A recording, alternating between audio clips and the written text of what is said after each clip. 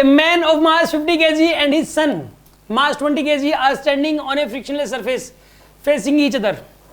The man pushes the son so that starts moving at a speed of 0.70 meter per second with respect to the man. The speed of the man with respect to the surface is. अच्छा, man के respect में उसकी speed 0.7 है. मतलब ये वाला जो question है ये 11th वाला नहीं कर रखा, उनको समझ नहीं आएगा. मैंने अभी केस बताया था आपको कि अगर ग्राउंड के ऊपर एक प्लैंक है, प्लैंक के ऊपर एक मैन है, इसका मास स्मॉल एम, इसका मास कैपिटल एम. अगर इसकी शुरू में सब कुछ रेस्ट में था, इसके रिस्पेक्ट में इसकी स्पीड यू दे दे तो प्लैंक की स्पीड कितनी हो जाती थी बताइए?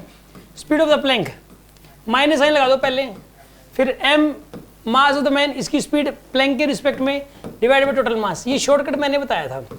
यहाँ पर भी शॉर्टकट लगेगा. देखो ये वाला शॉर्टकट मैं पता नहीं कितने टाइम से करवा रहा हूँ. और ये कोई भी अगर सॉल्यूशन आप देखोगे इसका बुक में, नेट पे, डायरेक्ट ये फॉर्मूला कहीं नहीं है. बहुत रेयर है, मतलब बहुत रेयर होगा. लगेगा प्लैंक वाला, क्योंकि यहाँ पे इसकी जो स्पीड दे रखी है 0.70 with respect to the man दे रखी है.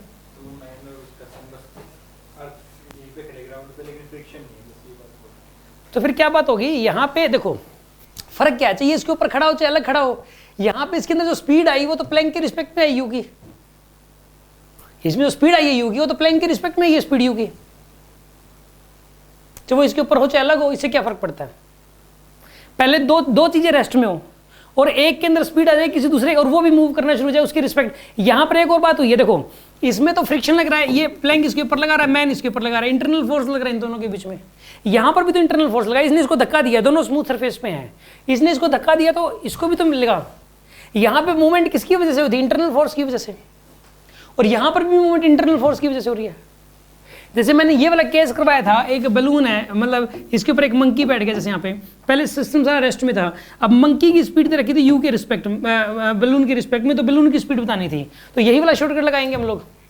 यहाँ पर इसकी जो मूवमेंट हुई है वो इंटरनल फोर्स की वजह से हुई है. इसने इस पे लगाया, इसने इस पे लगाया, इसमें भी इंटरनल फोर्स की वजह से मूवमेंट हुई है, और इसकी स्पीड इसके रिस्पेक्ट में दे रखी है. तो यहाँ पर भी तो ये स्मूथ सरफेस है, स्मूथ सरफेस पे दोनों खड़े हैं, और मूवमेंट जो सन के अंदर हुई है वो किस वजह से हुई है? इंटरनल फोर्स की वजह से. तो यहाँ पर आंसर क्या आएगा? यहाँ पे मैन का बच्चे का मास कितना है? 20 kg.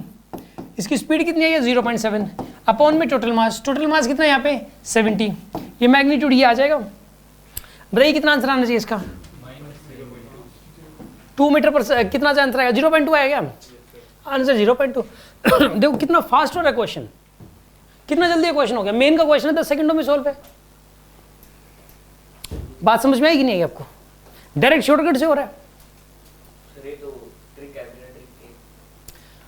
बिना ट्रिक के भी जब ये ट्रिक बताई जाती है, कहाँ से आई उस टाइम बताया जाता है कि कहाँ से आई. मैं आपको बता दूंगा जब आपको करवाऊंगा. ठीक है, आगे आएगा. कंजर्वेशन मोमेंटम डिटेल में पढ़ाएंगे तब आएगा. कंजर्वेशन मोमेंटम का सेकंड क्लास होती है, उसके अंदर आता है ये. उसमें ये ट्रिक कहाँ से आई वो बिना ट्रिक के भी उसको बता देंगे कैसे करेंगे. ठीक है, यस किसी को कुछ और पूछना है इस बारे में?